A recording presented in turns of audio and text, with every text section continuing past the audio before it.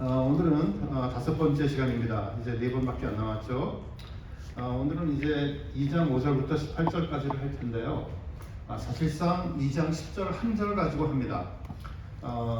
그리고 오늘 강의는 그 마틴 로이드 존스라는 그런 목사님, 영국의 목사님이죠. 이 사람은 이제 원래 의사예요. 그런데 이제 영국의 웨스트민스터라는 교회에, 런던에 있는 웨스트민스터 교회의 담임 목사님이었는데 제 기억으로 한 10몇 년 전에 돌아가신 거로 저는 기억을 합니다. 그분의 책을 좀 인용을 많이 했습니다. 제가 그분의 원래는 그 책을 하나 오더했는데 알고 보니까 그분의 설교집이었어요. 그래서는 그 책에 있는 내용이지만 그분의 설교한 내용이 많이 들어가 있습니다. 그래서 오늘 강의에 약 한 30% 40%가량은 그분의 내용이 좀 많이 들어가 있습니다. 나머지 것은 이제 제가 거기다 더 애드하고 또 이렇게 우리들의 테이스트에 맞게 그렇게 좀 바꿨습니다. 먼저 그림을 잠깐 좀 설명을 드리고 시작할게요. 이거는 이제 오늘 사실 강의 내용과 상당히 밀접한 관계에 있는 그런 그림입니다. 하나님을 어떻게 아는가? 하나님을 어떻게 아는가 하는 것이 퀘스천이에요. 이제 이 동그라미를 하나님이라고 한번 생각해 보자고요. 사실상 하나님을 동그라미라는 그런 틀 안에 넣을 수는 없는 것이죠. 무한하신 분이니까. 그런데 우리의 이해를 위해서 그냥 한번 동그라미 안에 넣을 수 있다고 한번 생각해 봅시다. 그러면 이게 하나님의 실체 모습이 이런데 이것을 이제 우리는 원형, 원래의 모양이라고 이렇게 얘기를 하죠. 사람이 하나님의 모양을 이해할 수 있는 방법은 없습니다. 도저히 불가능합니다. 세상을 창조하신 분이 창조물이 창조주를 이해하기는 사실상 불가능합니다. 그런데 이 하나님께서는 사람들에게 본인을 알리고 싶으셨어요. 그래서 하나님께서 하신 건 뭐냐면은 본래의 모양 중에서 엄청나게 큰 무한한 그 중에서 이런 조그만 한 부분을 떼어내서 여기 내용으로 표현되어 있죠. 이것을 떼어내어서 사람들에게 계시로 줍니다. 이 계시는 뭐가 있죠? 계시의 두 가지. 일반 계시, 특별 계시. 그렇죠. 일반 계시와 특별 계시가 있죠. 일반 계시는 우리가 자연 같은 걸 보면서 하나님이 창조하신 세계구나 알 수 있는 거고, 특별 계시는 하나님께서 예언을 하시거나 아니면 무슨 그런 기적을 행하시거나 아니면은 성경책을 통해서 알려주시는 것, 이런 것이 바로 특별 계시죠.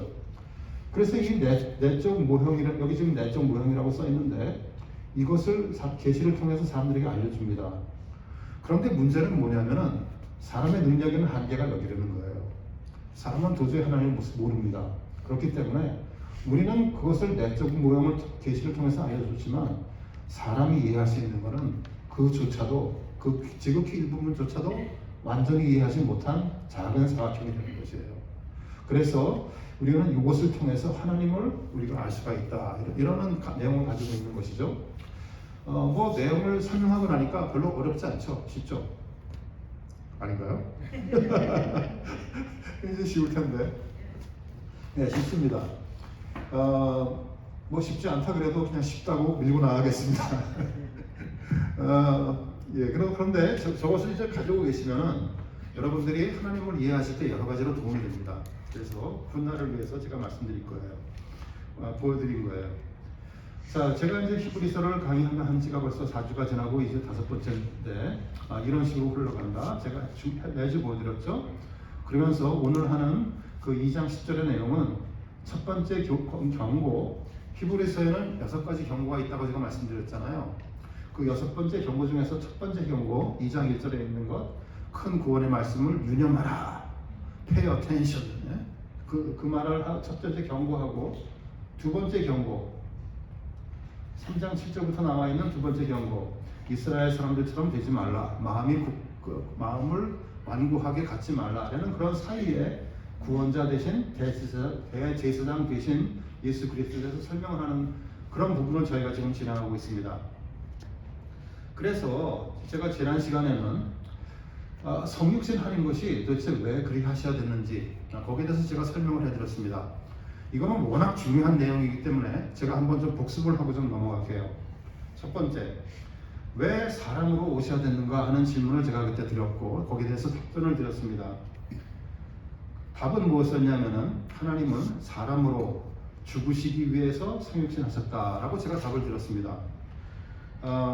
하나님은 죽으실 수가 없는 존재라고 말씀드렸죠. 창조주이고 신이시기 때문에 죽으실 수가 없습니다.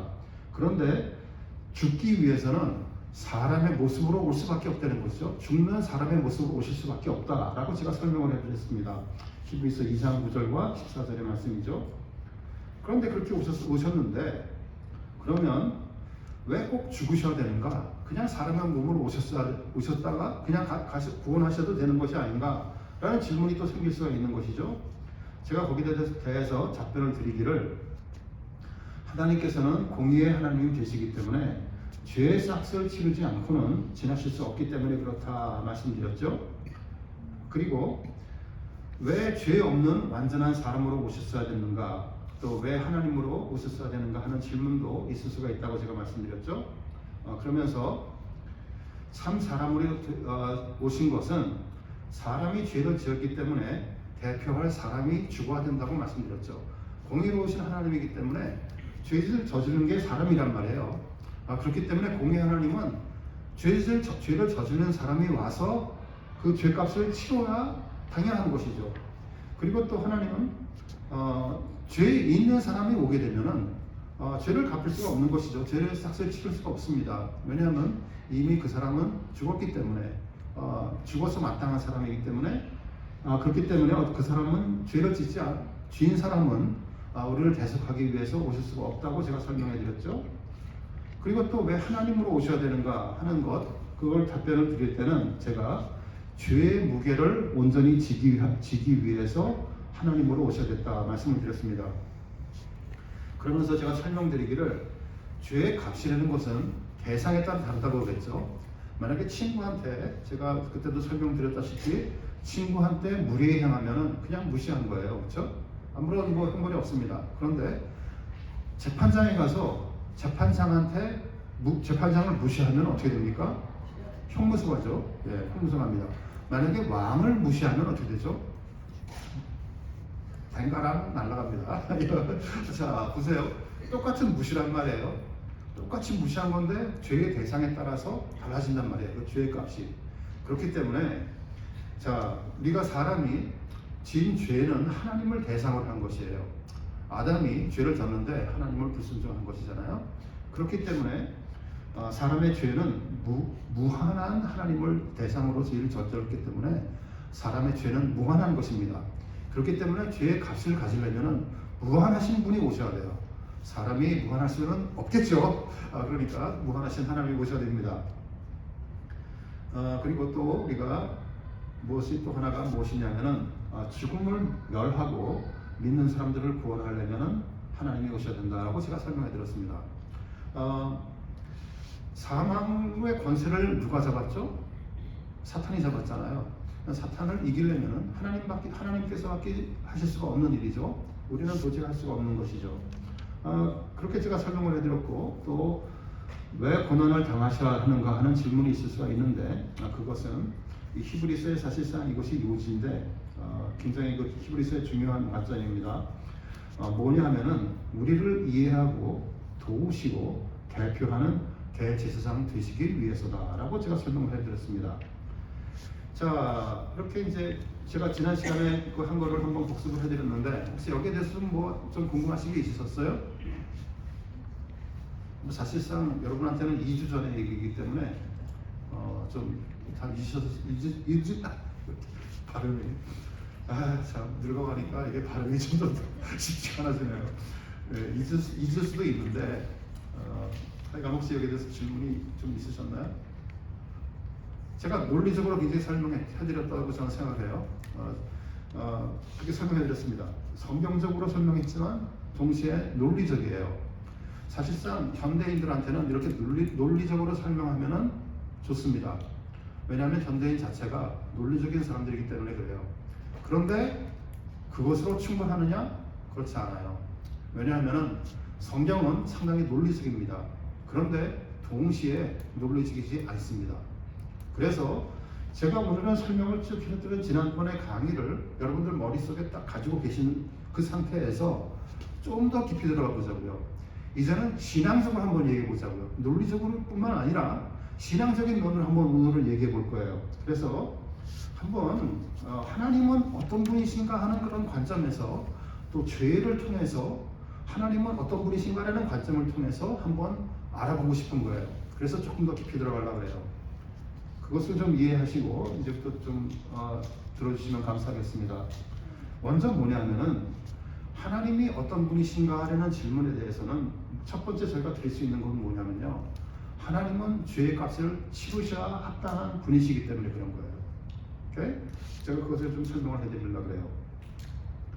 하나님은 생명의 빛이 되신 분이잖아요. 그렇기 때문에 사망의 어둠과 같이 할 수 없는 분이라는 것이죠. 거룩하고 공의로우신 하나님께서는 죄를 벌하신다는 것 여러 번 말씀드렸죠. 그렇기 때문에 죄를 지었는데 죄가 없다고 되돌릴 수가 없다는 것입니다. 죄의 값을 치르지 않고 그리고 되돌리게 되면은 거룩하지도 않고 공의로운 하나님도 아니신 것이죠. 성경에 드러난 그런 하나님의 모습과 다른 하나님이 되신 겁니다. 신실하시고 한결같으신, 계속 같으신 하나님이 아니고 다른 하나님이 된다는 거예요. 그렇기 때문에 그 죄의 값을 치르셔야 된다는 겁니다. 우리가 성경 속에서 말하는 구원이라는 것은 뭐냐면은 하나님의 법과 정의를 보여주고 죄에 대한 징벌이 정확합니다. 제가 예를 보여드릴게요. 구약에서 제사에 대한 얘기가 굉장히 많이 나오죠. 그렇죠? 여러분들 제사를 읽을 때마다 어떤 느낌이 드시는지 모르겠지만 그것은 뭐냐면은, 결국은 뭐냐면은 하나님께서는 죄를 그냥 넘어가실 수 없다는 것을 보여주는 그런 것이에요. 반드시 피의 값을 치릅니다. 여기 제가 히브리서 9장 22절이라고 써놨는데 제가 읽어드리면 어떻게 되어 있냐 하면은 피 흘림이 없은즉 사함이 없느니라 이렇게 되어 있어요. 결국 뭐냐 하면은 하나님께서 우리를 구원하시려면 우리를 용서해 주시는 거잖아요. 죄 있는 우리를 용서해 주시는 거잖아요. 그런데 그것은 피 흘림이 없으면 불가능하다는 얘기를 하고 있는 거예요. 그렇기 때문에 결국 그 제사를 통해서 우리가 알 수 있는 것은 뭐냐? 하나님께서는 그렇게 죄에 대한 징벌이 정확하신 분이다라는 것을 얘기하고 있는 것이죠. 그러면서 죄의 용서는 죄의 값을 치러가 공의롭고 거룩하신 하나님을 드러낸다라고 우리의 결론낼 수가 있는 것이죠. 만약에 신약에 와서 하나님이 그냥 값없이 용서하신다고 그냥 너희 용서도 했어 하고 딱 선포해 버리시면은 어떻게 되는 거죠? 그렇게 되면은 그냥 이 구약에 있었던 것을, 구약에 있었던 하나님과 신약에 있었던 하나님이 같은 하나님이 아니시게 되는 것이죠. 그렇기 때문에 하나님은 한결같으신 분이시기 때문에 하나님의 공의의 하나님이 무너집니다. 제가 공의 하다 보니까 이 공의만 너무 따지는 것이 아니냐 하는 생각이 들 수가 있습니다. 여기서 제가 공의라는 것을 제가 첫 시간에 말씀드렸잖아요. 하나님의 공의는요, 얘기할 때 반드시 따라야 될 게 뭐냐? 사랑과 같이 간다는 것이에요. 하나님의 사랑을 얘기할 때는 공의가 같이 가고, 공의를 얘기할 때는 사랑이 같이 가진 것이죠. 그렇기 때문에 하나님께서 공의로우신 하나님이기 때문에 죄가 있는 것에 대해서 징벌이 정확해야 되는데, 동시에 하나님은 사랑이기 때문에 죄인을 버릴 수가 없으신 거예요. 그렇기 때문에 십자가라는 것이 결국 뭐냐? 공의도 이루시고 사랑도 이루시기 위해서 사람을 살리신 거예요. 죄는 징벌하셨지만 사람은 살리기 위해서 오신 거예요. 그래서 그 두 가지가 항상 같이 간다는 것을 여러분들이 이해하셔야 됩니다. 굉장히 중요한 컨셉이죠.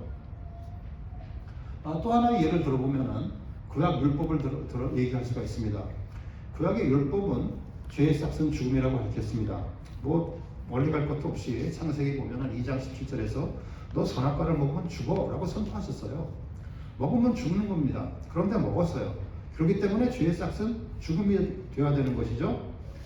그런데 신약에 와서 죄의 대가를 치르지 않고 그냥 용서한다면은 하나님은 자신이 말씀하셨던 말씀을 스스로 부정하는 것가 됩니다. 그렇기 때문에 그렇게 되면은 하나님의 말씀 계시하고 모순이 되는 것이죠. 구약에서 수천 년 동안 죄의 삭은 사망이라고 가르치셨어요. 그런데 갑자기 신약에 오셔서 너 그냥 용서됐어 라고 선포해 버리시면 어떻게 되나요? 그러면 일관적이지 않은 하나님이 되는 것이죠. 공의로우신 하나님이 아니십니다. 스스로 계시하신 말씀과 같은 하나님이 아닌 것이죠. 그렇기 때문에 그렇게 하실 수가 없다는 분이죠. 죄의 값을 치러야 되는 것이 합당하신 그런 하나님이십니다. 구원을 이루기 위해서는 죄 없는 예수 그리스도를 세상에 보내서 우리를 대신하시고 죄의 징벌을 감당하시며 십자가에서 죽음 당하시는 그런 방법밖에는 없다는 것이죠. 그래야 죄를 그냥 덮을 수 있는 공의의 하나님이 죄를 덮고 동시에 죄인을 버리지 않고 그렇게 공의와 사랑을 함께 이루시는 하나님이 될 수가 있는 것이죠. 여러분들이 창조를 죄를 이해하시려면 창조를 이해하셔야 됩니다. 창조는 이렇게 얘기할 수 있어요. 사람마다 여러 가지로 디파인할 수 있겠지만 이렇게 얘기할 수가 있습니다. 하나님의 영광을 드러내고 만물이 그 영광을 보고 기쁨으로 하나님을 경배하며 하나님을 누리는 것, 꼭 그렇게 얘기할 수가 있죠. 그러면 죄라는 것은 뭔가요? 죄의 목적은 하나님께 불순종하여서 창조의 목적을 가리려고 하는 것이 바로 죄의 목적이죠. 그렇기 때문에 구원에 이르는 새 창조를 이루려면 죄의 삭을 치르고 죄가 배척되고 죄에 대해서 승리해야 되는 것이죠. 그렇게 하셔야 죄로 저주받은 우리가 받을 징벌을 그리스도가 대신 받게 되는 것이고 우리는 저주가 아닌 구원을 받게 되는 것입니다. 한 가지만 더 보면은 죄의 값이 치러져야 되는 것을 한 가지만 더 말씀드리면은 그리하지 않는 것은 하나님의 속성이 아니라고 이미 여러 번 말씀드렸죠. 아까 제가 오늘 2장 10절로 얘기할 거라 그랬는데 2장 10절에 보니까 그리스도를 고난을 통하여 온전하게 하심이 합당하도다 이렇게 되어 있어요. 영어로 말하면 it is fitting. 그렇게 하는 것이 fitting하다는 거예요. 합당하다는 거예요. 결국 뭐냐면은 하나님이 왜 독생자 아들을 세상에 보내서 십자가에 죽게 하셨을까라는 질문에 대해서 우리는 이렇게 답할 수가 있는 것이죠.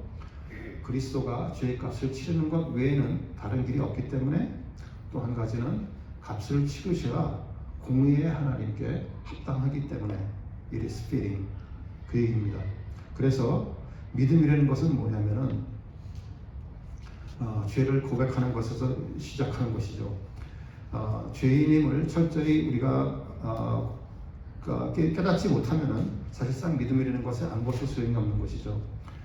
여러분들은 어떠실지 모르겠지만 저 자신도 젊었을 때는 한동안 그렇게 생각했었어요. 이 정도면 나도 괜찮은 사람이야 그렇게 생각했습니다. 여러분들 가운데 그렇게 생각하시는 분들 별로 없으셨어요? 대부분 그렇게 생각하지 않나요? 네, 한동안 그렇게 생각했을 거예요. 이 정도면 나는 괜찮은 사람이라고 생각했을 겁니다. 사실상 그 말 속에는 그 도덕적인 개념이 좀 들어가 있습니다. 내가 괜찮은 사람이라는 것은 도덕적으로 이 정도면 괜찮은 사람이라는 그런 것이 있어요. 그래서 세상의 도덕과 나 자신을 비교해 봤을 때 그렇게 큰 차이가 없다라고는 그런 의미죠. 그런데 문제는 뭐냐면은 성경이 말하는 게 뭘까요? 성경이 도덕에 대해서 얘기하는 걸까요? 아니면 생명에 대해서 얘기하는 걸까요? 이것이 문제입니다. 자, 그래서 거기에 대해서 잠깐만 얘기를 해보면은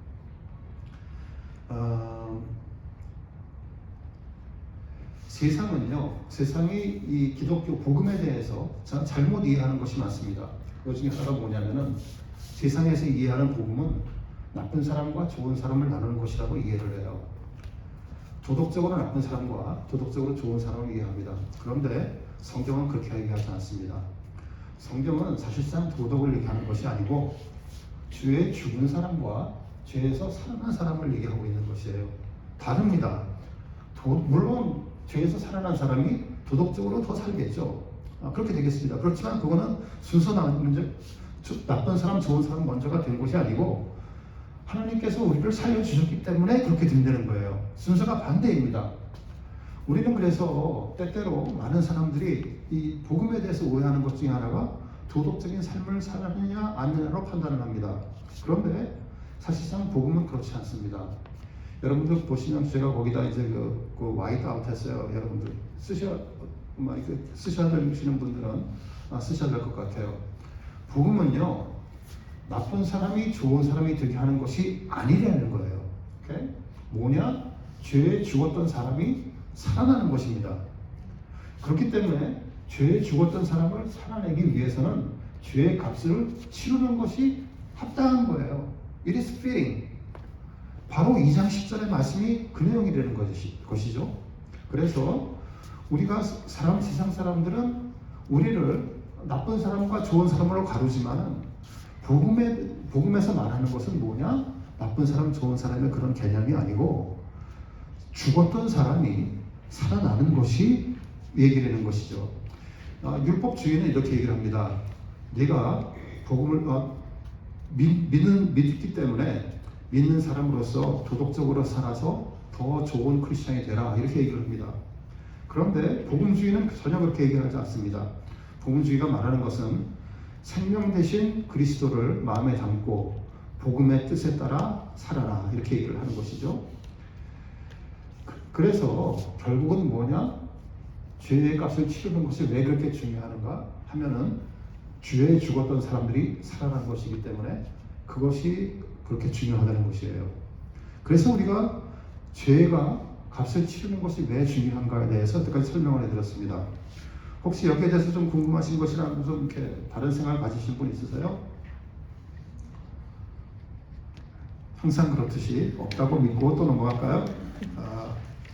또 그리고 하나님은 누구신가 하는 질문을 저희는 지금 계속 던지고 있습니다. 하나님은 어떠신 분이냐 하면은 죄를 드러내야 합당하신 분이라는 거예요. 하나님은 죄를 드러내야 합당하십니다. 하나님의 속성은 뭐냐면은요, 의로우시고 사랑이시고 빛되신 분이에요. 그렇기 때문에 어둠인 죄가 드러나게 되는 것이 정상입니다. 빛이 있으면 어둠이 드러납니다. 그래서 하나님의 사랑은 뭐냐?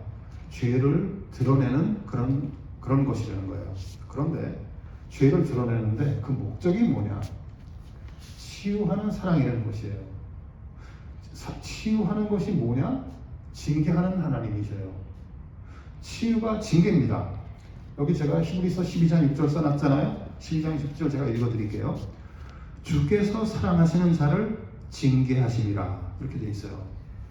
징계는요, 하나님이 사랑하신다는 것을 보여주는 방법이에요. 성경적으로. 여러분들, 제가 첫 시간부터 고난에 대해서 얘기했잖아요. 고난은 뭐냐? 하나님이 여러분들을 사랑하는 방법이라는 것이에요. 제가 여기에 대해서는 히브리서 10장, 11장, 12장 가면 다시 나옵니다.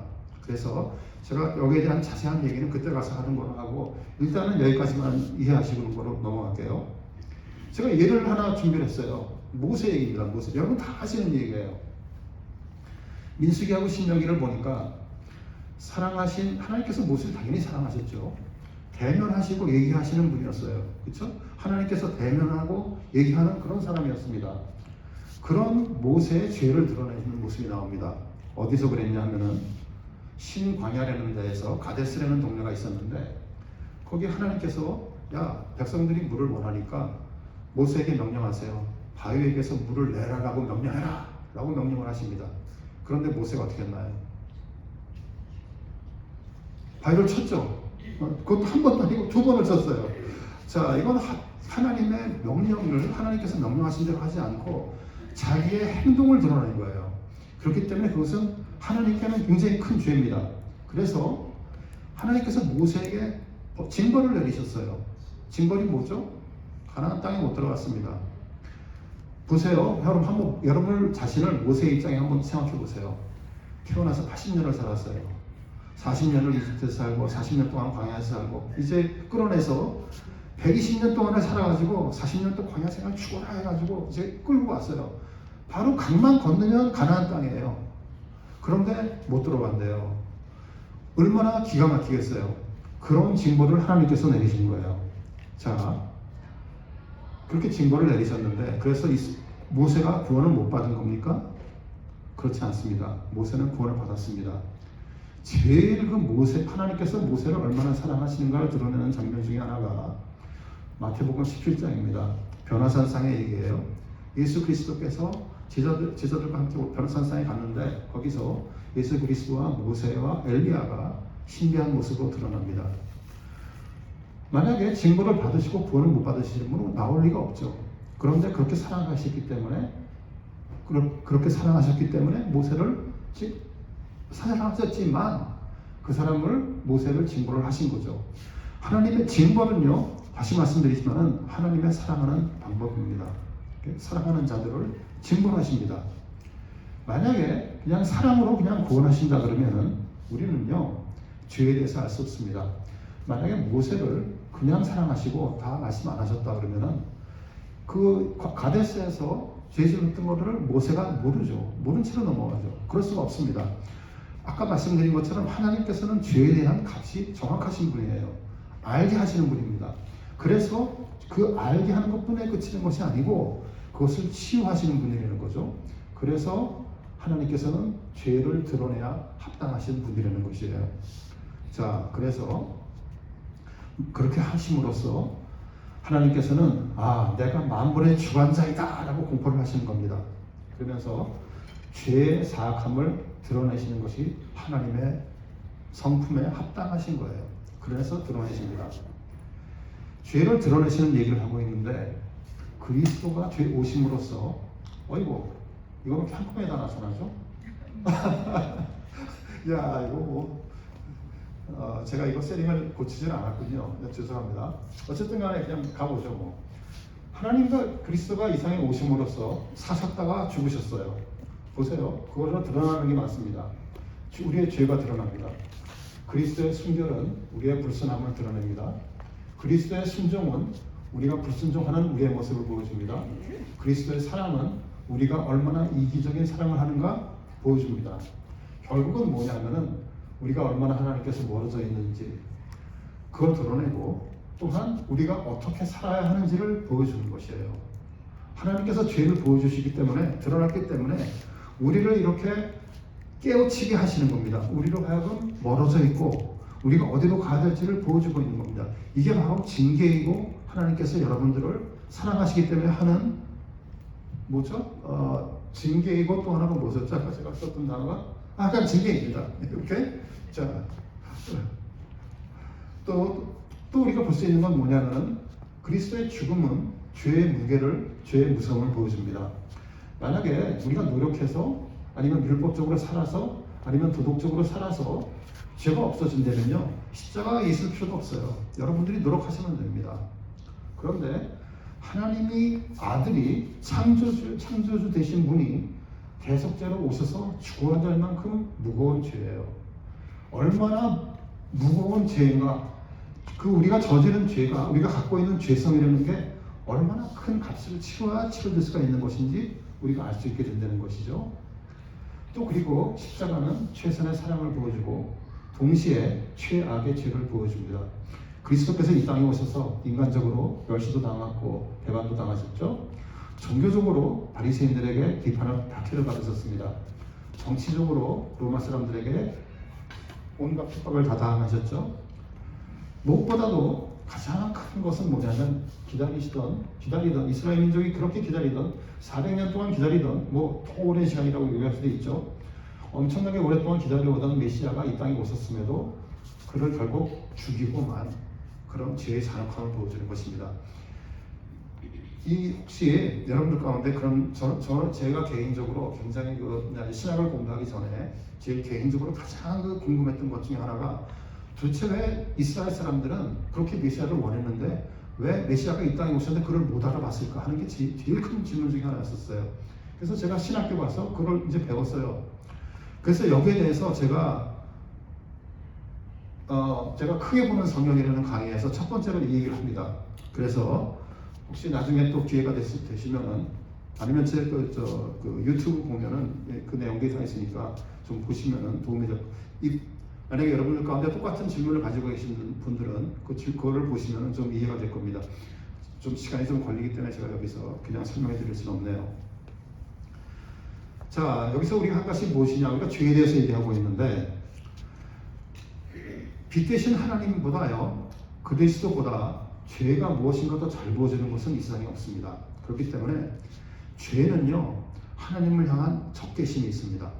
죄는 하나님을 싫어합니다. 그래서 하나님이 가까이 오시면요, 죄는 하나님을 제거하려고 해요. 하나님을 없애버리려고 합니다. 바로 그렇게 한 일 중에 하나가 바로 십자가를 통해서 예수 그리스도를 죽인 그런 일인 것이죠. 자, 그래서 죄는 결국 뭐냐? 그리스도를 드러냅니다. 그리스도는 죄를 드러내고 죄는 그리스도를 드러내는 것이에요. 서로 양쪽으로 반대쪽으로 행하는 것이죠. 자, 그래서 또 보면은 십자가는 말씀드린 것처럼 죄의 깊이를 드러냅니다. 이것도 역시 순서대로 안 나오네요. 왜 이 모양이야? 죄의 깊이를 드러냅니다. 우리는 그 죄라는 것을 생각하면은 행동으로 생각합니다. 보통 우리들이 생각하는 것이 그래요. 우리는 거짓말, 교만, 욕심, 음욕 이런 것을 얘기를 합니다. 그런데 십자가에서 말하는 죄라는 것은요, 저런 행동이라는 것이 아니에요. 여러분, 이게 참 사람들이 오해를 많이 하는데, 죄가 뭐냐? 결국 그 발음은 뭐냐 하면은 하나님과의 단절이라는 거예요. 단절이 생겨서 우리가 영적으로 죽었기 때문에 우리에게 잘못된 욕망이 드러나는 것이에요. 제가 여러분들에게 그 원하는 것에 대해서 얼마나 많이 말씀드렸어요. 그 원하는 것이 순서가 바뀌게 된 이유가 바로 하나님과의 단절이고 영적으로 죽었기 때문에 우리의 욕망이 순서가 바뀌어버린 거예요. 그렇게 되니까 우리는 죄된 행동을 할 수밖에 없다, 이렇게 얘기하는 것이죠. 그래서 죄는 우리가 영적으로 죽었고 관계가 깨지고 죄의 권세 아래 산다는 것, 그것이 바로 죄입니다. 성경에서 말하는 건 뭐냐? 죄라는 것은 표면적인 문제가 아니라는 거예요. 그냥 행동, 거짓말, 교만, 욕심, 음욕 이런 것이 아니라는 거예요. 성경에서 말하는 건 뭐냐? 근본적인 치료가 필요한 영적 질병이라는 것이에요. 죄가 질병이라는 것입니다. 그렇기 때문에 우리에게 새 언약이라는 것이 필요한 거예요. 그리스도가 가슴속에 계셔야 하는 이유입니다. 새 언약이 뭐죠? 제가 이거 예레미야 31장 33절을 제가 읽어드릴게요. 나의 법을 너희 속에 두며 너희 마음에 기록하여 나는 너희 하나님이 되고 너희는 내 백성이 될 것이라, 이렇게 말을 하죠. 이렇게 해서 우리 마음속에 예수 그리스도가 계셔야 우리가 죄로 드러내야 되는 합당하신 이유는 뭐냐면은 이런 표면적인 이유 때문이 아니라 영적 질병을 고치기 위해서는 우리 마음속에 그리스도가 오셔야 된다라고, 그것이 답인 것이죠. 제가 사도 바울의 로마서 7장 얘기를 종종 하는데, 로마서 7장이 어떻게 되어 있나요? 우리가 선을 원하지만은 우리는 자꾸만 원치 않는 악을 행한다고 되어 있잖아요. 결국 그것이 이 얘기입니다. 우리는 근본적인 치료가 필요합니다. 결국 행동이라는 것은요, 그냥 결과일 뿐이고 그 바탕에 뭐가 있느냐? 하나님과의 단절이 있다는 것이에요. 그렇기 때문에 예수 그리스도께서는 그 문제를 해결하기 위해서 뭐라고 말씀하시는가요? 너희는 나의 안에 있으라. 내가 너 안에 있고 너희는 나 안에 있으라 하는 이유가 바로 거기에 있는 것이죠. 그리스도가 마음속에 계시다는 이유입니다. 그래서 그리스도는 사람을 더 착하게 만드는 것이 목적이 아니고 우리 마음속에 들어오셔서 죽어 있는 영을 살리시는 그런 일을 합니다. 일을 행하시는 분입니다. 죄는요, 사람들에게 이렇게 얘기를 해요. 너는 괜찮은 사람이야. 너는 스스로 할 수 있어. 너는 도움이 필요 없어. 이렇게 얘기를 합니다. 이런 것들은 결국 자기의 의의를 드러내는 것이죠. 내가 내 행동으로 내가 나를 구원할 수 있다고 믿는 것입니다. 그렇게 되면 우리는 자기 자신이 병든 것도 모르고 하나님을 찾지 않습니다. 의사를 찾지 않습니다. 그렇기 때문에 하나님 예수 그리스도께서 말씀하시기를 뭐라고 말씀하셨나요? 나는 의인을 구하려 온 것이 아니라 병든 자들을 구하기 위해서 오심이라. 우리가 이렇게 병들었기 때문에 근본적으로 우리의 하나님과 단절이 우리 마음속에 있기 때문에 하나님께서 예수 그리스도께서 그렇게 말씀을 하신 것이죠. 병든 사람들을 위해서 오셨다는 얘기가 바로 그 얘기입니다. 그리스도를 아까 제가 잠깐 말씀드렸지만은 그리스도는요, 죄를 드러냅니다. 그렇지만 동시에 죄인을 무너뜨리지 않습니다. 이것이 바로 복음의 키예요. 은혜 없이 그저 죄를 드러내시기만 하셨다면 우리는 절명해야 마땅하신 것이죠. 그리스도 안에서 죄가 드러나지만 그것이 치유를 위한 것이고 은혜와 용서가 보장이 되고 변화가 약속되기 때문에 그렇기 때문에 죄가 드러나야 합당한 하나님이 되시는 것입니다. 자, 복음은 죄를 드러내죠. 치유하기 위해서 드러냅니다. 우리를 무너뜨리지 않고 오히려 우리를 세워줍니다. 그리스도의 죽음은 우리 죄가 어떤 것인지 드러내죠. 그리고 그리스도의 삶은 우리가 어떻게 살아야 되는 것인지 보여줍니다. 자, 여기까지 제가 죄에 대해서 얘기를 했어요. 자, 그러면서 오늘의 제 중심 이제 내용으로 들어갑니다. 이런 것들을 여러분들의 마음속에 두시고 어떤 하나님이신가에 대해서 조금 더 깊이 들어가 보려고 그래요. 아까 제가 말씀드렸지만 히브리서 2장 10절 고난을 통하여 온전하게 하심이 합당하시기 때문에 그렇게 하신 것이죠. 하나님은요, 구원을 위해서 사람으로 오셔야 됐고 죄의 값을 치우셔야 했고 죄를 드러내셔야 하는 것이 합당하신 그런 분이라는 거예요. 그런 분을 믿는 것은 하나님이 누구신가라는 질문에서 시작되어야 됩니다. 자, 첫 번째 제가 여러분께 보여드렸던 그 그림 지금 생각해 보세요. 여러분들 머릿속에 그것을 가지고 있고 들어주시길 감사하겠습니다. 하나님을 이해하는 문제입니다. 사람을 이해하는 것이 아니고 하나님을 이해하는 겁니다. 물론 사람을 이해하는 것도 하나님을 이해하는 데 도움이 되죠. 그런데 우리가 지금 던지고 있는 질문은 하나님은 어떤 분이신가 하는 지금 질문을 던지고 있는데 거기서 하나님은 그럼 도대체 어떤 분이신가를 이해해야 되는 것이죠.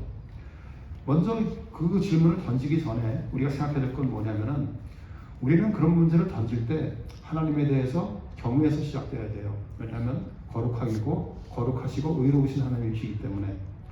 경외라는 것은 뭐냐면요, 두려워하는 것만이 아닙니다. 하나님을 사랑하기 때문에 가까이 가기를 원하고 동시에 하나님은 거룩하시기 때문에 함부로 할 수 없는 이 두 가지 마음이 공존하는 것이죠. 제 기억에 지난주에 목사님 설교 가운데도 그 공의에 대한 말씀이 잠깐 있었던 걸로 기억을 하는데 그 경외라는 말은 그냥 우리가 fear God 이렇게 얘기하잖아요. fear라는 말이 단순히 그저 두려워하는 말이 아니라는 것이죠. fear가 그냥 그것이 아닙니다. 하나님을 사랑하기 때문에 가까이 가기를 원해요. 그런데 거룩하기 때문에 가까이 가지 못하는 그 두 가지 내용을 같이 잡고 있죠. 그렇기 때문에 그 경외로우신 하나님께서 지금 이렇게 성육신을 통해서 우리에게 구원해 주신 것은 그것을 합당하기 때문에 우리를 그렇게 구원해 주신 것이죠. 자, 이제부터 생각해 보죠. 하나님께서는요, 다 보이셨으면 좋겠는데 아까 제가 첫 번째 그림 보세요. 원형이 있었는데 원형 가운데 일부를 떼어내서 계시를 통해서 저희들에게 알려줍니다. 그런데 어떤 것은 보이셨고요, 어떤 것은 보이지 않으셨어요. 웨스트민스터 신앙고백 1장 6조 사람의 구원과 신앙과 생활에 관한 그의 모든 뜻은 성경에 명백히 제시되어 있다 이렇게 얘기를 합니다. 믿음이라는 것은 뭐냐면요, 그 드러난 것으로 충분하고 믿음에 이르기에 부족함이 없다는 것을 믿는 것이 바로 부족함이 없다는 것을 믿는 것이 믿음이라는 것이에요. 성경에 명백히 제시되어 있기 때문에 우리에게 필요한 구원과 신앙과 생활에 관한 모든 것이 성경에 명백히 제시되어 있기 때문에 그 드러난 것으로 충분하고 믿음에 이르게 부족함이 없다는 것을 인정하는 것이 바로 우리의 믿음이라는 것이에요. 그래서 우리는 보이지 않아도 하나님의 말씀에 의지해서 의로우신 하나님을 믿고 나갈 수 있는 것이죠. 그런데 여기서 큰 딜레마가 나옵니다. 사람은요, 우리는 참 반항적이에요. 불순종하는 사람들입니다. 죄인들입니다. 그렇기 때문에 우리는 모든 것을 다 이해할 수 있다고 생각을 하고 또 이해하려고 노력을 합니다. 하나님이 도대체 왜 이렇게 행하시는가 하는 질문을 던지고 우리는 그것까지 고민합니다. 그렇게 되면 어떻게 되냐면은 결국은 자기 자신의 지혜에 대한 교만이에요. 제가 이제 고린도전서 1장부터 4장까지는 여러 번 제가 말씀을 드렸지만은 결국 그 내용의 바람 라인은 뭐냐? 사람의 지혜와 하나님의 지혜에 대한 얘기예요. 사람의 지혜는 뭐냐면은 내가 다 이해할 수 있다라고 생각하는 겁니다. 하나님의 지혜는 제가 좀 이따 설명해 드릴게요. 하나님의 지혜는 다릅니다. 그래서 그리고 또 우리 삶 속에 벌어지는 일조차도 우리는 이해가 되지 않는 것이 많다는 것을 인정해야 돼요. 하나님께는 하나님의 영역이 있다는 것을 우리는 인정해야 됩니다. 하나님의 영역이 어떤 것일까요? 어떤 것이 하나님의 영역일까요? 우리가 알 수 없는 것, 도저히 알 수 없는 것, 어떤 것이 있을까요? 죽음 이후? 죽음, 그것도 이제 비슷해요. 예. 사실 그 계시록에 보면 알지 않겠냐 그렇게 말씀하시는데, 계시록은 상당히 설명하기가 쉽지 않습니다. 예, 쉽지 않습니다. 죽음도 대상한 것도 있겠고, 또 뭐가 있을까요?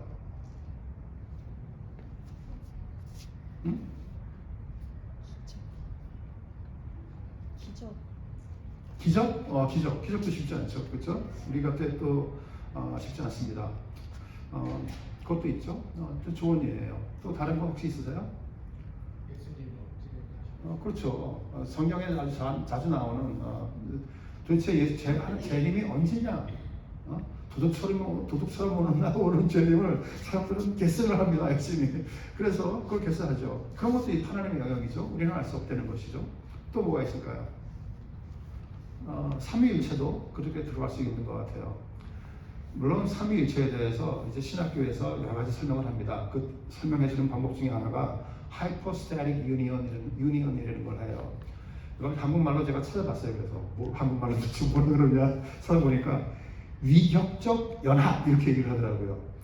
어떻게 그렇지만 얘기를 하던 간에 신학교에서 뭐라고 얘기를 하던 간에 결국 발음은 뭐냐면요, 사람이 그냥 생각적으로 우리의 생각을 가지고 그걸 해석해 보려고 하는 노력이에요.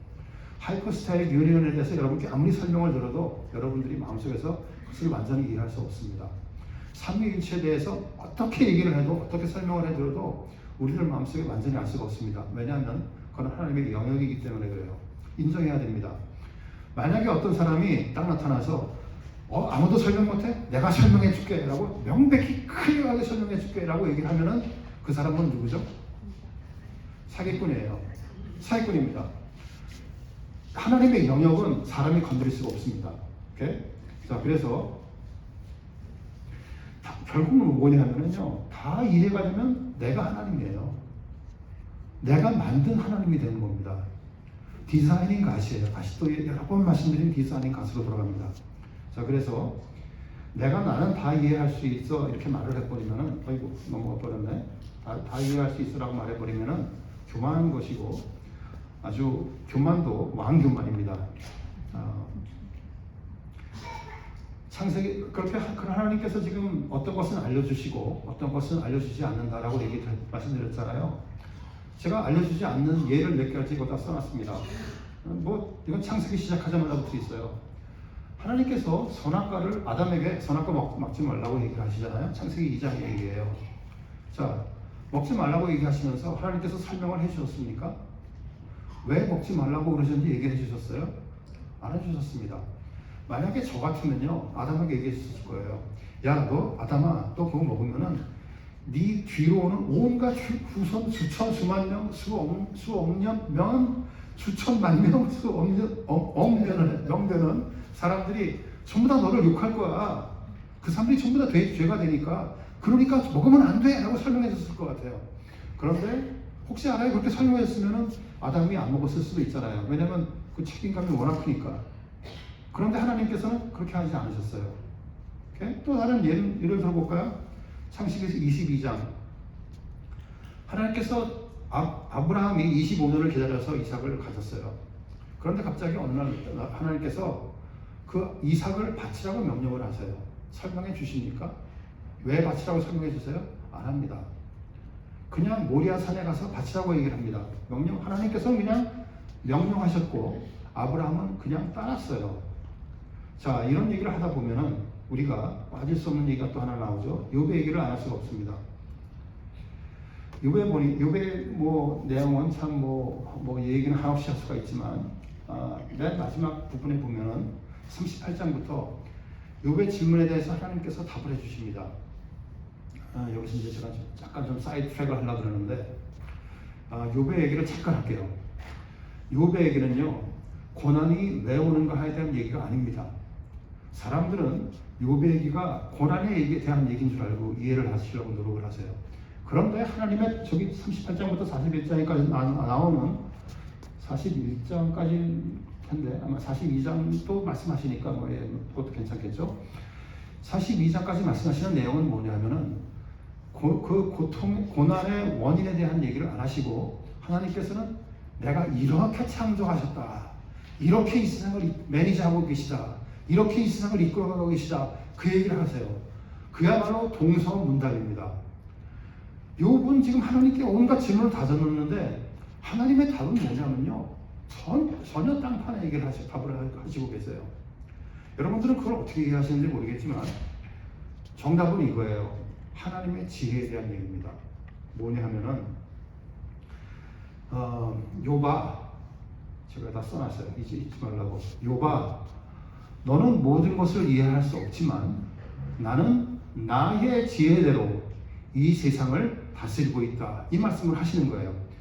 무슨 소리냐 하면은 고난의 이유는요, 고난의 이유를 아는 것이 지혜라는 것은 고난의 이유를 아는 것이 지혜가 아니라는 얘기를 하고 있는 거예요. 지혜는 뭐냐 하면은 하나님의 지혜를 신뢰하는 것이 지혜라는 것이에요. 이해되세요? 제가 말이 좀 복잡하죠? 지혜라는 것이 뭐냐? 내가 무엇을 이해하고 아는 것이 지혜가 아니고 하나님의 지혜를 믿고 따르는 것이 지혜라는 것이에요. 그게 욥의 결론입니다. 어쨌든 간에 하여간 욥의 내용은 그런데, 그렇기 때문에 하나님께서는 이유를 말씀해 주시지 않았었어요. 자, 또 갈까요?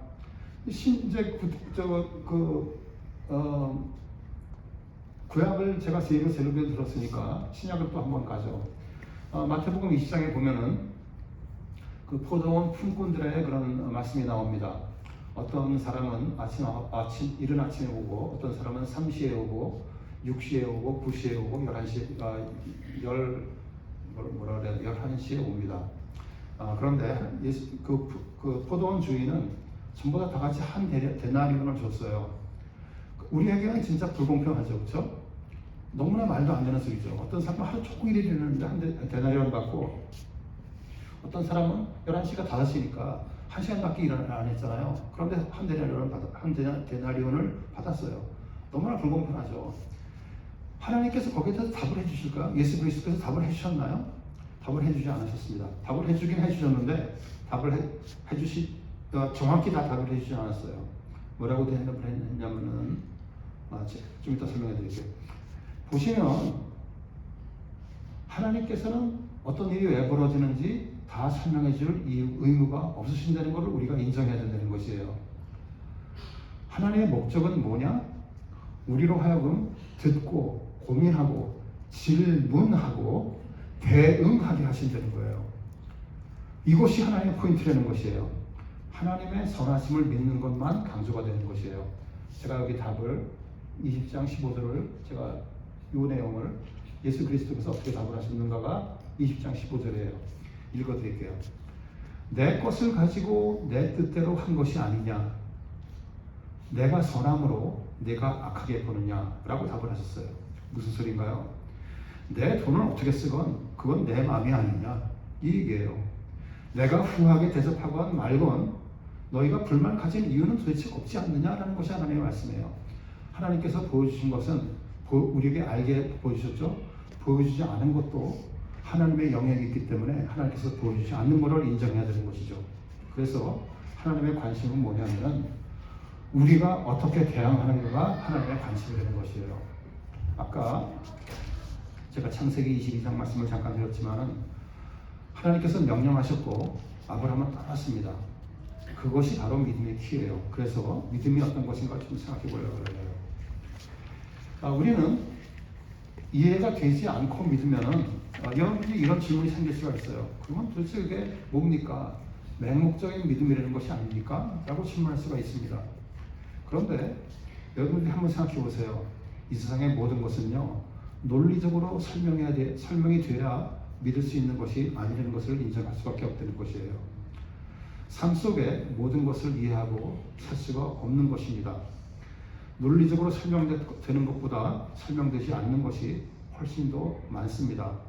예를 들어보자면 여러분들이 아내랑 결혼할 때 여러분들은 아내를 다 알고 이해하고 결혼하셨습니까? 그렇지 않죠. 사랑하기 때문에 결혼했습니다. 그러니까 우리는 이해하지 않고도 할 수가 있는 것이에요. 하나님을 믿는다는 것은 뭐냐면 결국은 이해를 넘어서서 신실하신 하나님을 신뢰하는 믿음이라는 것이에요. 자, 이 얘기를 조금 더 한번 가볼까요? 내가 다 알 수 없지만은 하나님의 신실하심을 믿고 자신을 맡기는 것이 믿음이라는 것이에요. 믿고 맡기는 것은요, 맹목적으로 믿는 것이 아닙니다. 이것은 이해한다는 것보다 더 깊은 관계로 들어가는 것이에요. 맹목적인 믿음은 뭐냐면은 근거 없이 믿는 겁니다. 이유도 모르고 상대방도 잘 모르고 근거도 없고 그냥 믿어야 하니까 믿는 것입니다. 이것은 신뢰가 아니고요, 무지입니다. 무지예요. 그런데 성경에서 말하는 믿음은 뭐냐면은 관계에서 나오는 신뢰입니다. 하나님이 어떤 분이신지 우리가 알기 때문에 그분의 말씀을 신뢰하고 이해보다 더 깊은 차원의 믿음을 말하는 것이에요.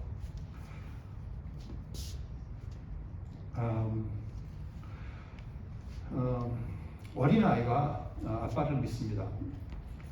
어린아이가 아빠를 다 알고 이해하기 때문에 신뢰합니까? 그렇지 않죠. 그렇지 않습니다.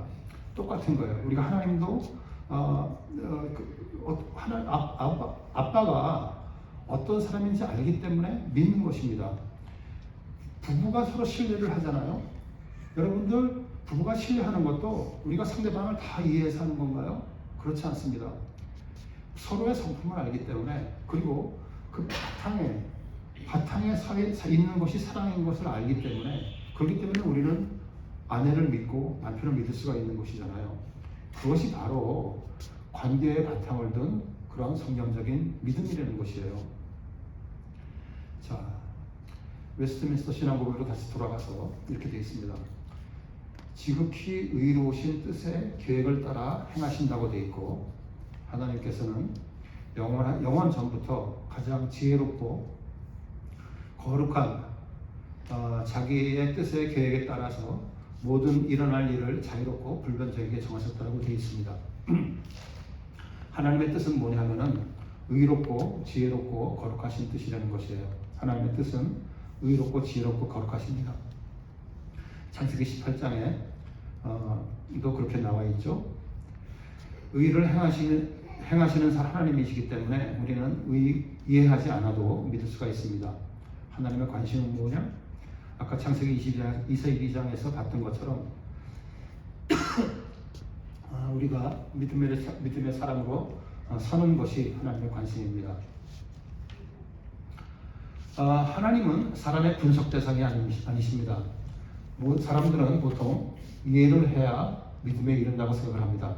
그것은 성경적이 아닙니다. 성경은 뭐냐면 믿고서 이해하는 것입니다. 순서가 거꾸로 갑니다. 그래서 신앙의 본질은 뭐냐 하면은 지적인 이해를 넘어서는 그런 관계적 신뢰입니다. 완전히 이해하고 다 이해할 수 있는 하나님은 내가 만든 하나님이시죠.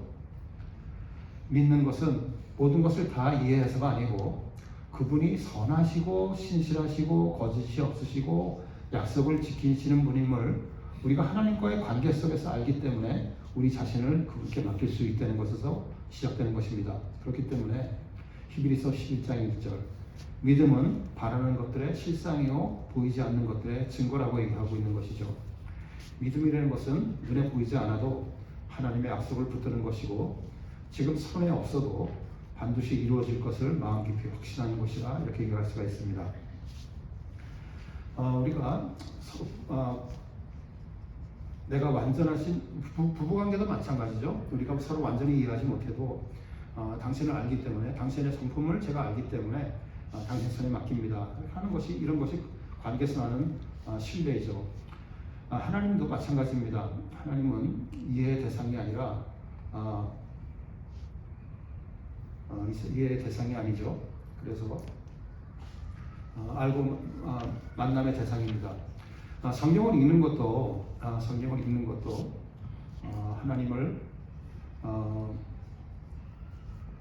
하나님을 만나는 그런 방법인 것이죠. 그렇기 때문에 제가 항상 얘기하듯이 성경을 읽으면서도 하나님을 만나지 못하고 읽게 되면 말짱 도루묵이라고 제가 여러 번 말씀드렸습니다. 믿고 맡기는 것은 이해를 포기하는 것이 아닙니다. 이해보다 더 깊은 차원의 하나님을 아는 것이죠. 제가 여러 가지 예를 들었지만은 부모도 관계도 그렇고 친구 관계도 그렇고 부부 관계도 그렇고 서로 간에 완전히 설명할 수 없어도 사랑하고 헌신하는 것을 보면은 그것이 바로 성경에서 말하는 그런 하나님을 믿고 신뢰하는 것이라고 얘기할 수 있는 것이죠. 아까도 제가 설명해 드렸지만 맹목적으로 믿는 것은 근거 없이 믿는 것입니다. 성경적인 믿음은 하나님의 성품을 우리가 아는 데서 나오는 신뢰인 것이죠. 결론은 뭐냐면은 하나님을 아는 것은 이해보다 더 깊은 차원되는 것입니다. 그래서 우리가 모두 그리스도를 바라보고 그와 함께 살고 그를 위한 그런 삶을 살아야 되는 것이겠죠. 자, 오늘은 여기까지 할 거예요. 그래서 제가 오늘은 사실상 2장 10절 한 절 가지고 합당하다는 한 절 가지고 오늘 한 시간을 끌었습니다. 날로 먹었다는 얘기 하지 마세요. 좀 그렇게 들릴지는 모르겠지만 한 구절 가지고도 깊이 팔려면 한없이 팔 수가 있습니다. 결국은 우리 오늘 짚어본 건 뭐냐? 믿음이 무엇인가에 대한 얘기를 한 거예요. 자, 여러분들 믿음 그러면 어디가 떠오르죠? 히브리서에서 어디가 떠오르십니까? 11장이 떠오르셔야죠. 우리가 지금 글로 가고 있는 거예요. 가고 있는 겁니다. 그래서 지금 믿음이 뭔가를 우리가 초석을 다지기 시작했어요. 그러면서 우리가 결국 누구를 믿는 거죠? 그리스도를 믿는 거예요. 그러면서 그 그리스도를 믿는 쪽으로 조금씩 가고 있는 겁니다. 그래서 우리가 11장에 이르게 되면은 우리가 진짜 믿는 것이 어떤 것인지 여러분들 가운데 생각해 볼 수 있는 그런 기회가 됐으면 좋겠어요. 마지막으로 쓰셔도 돼요. 마지막으로 한 가지 제가 좀 이렇게 숙제를 드릴게요.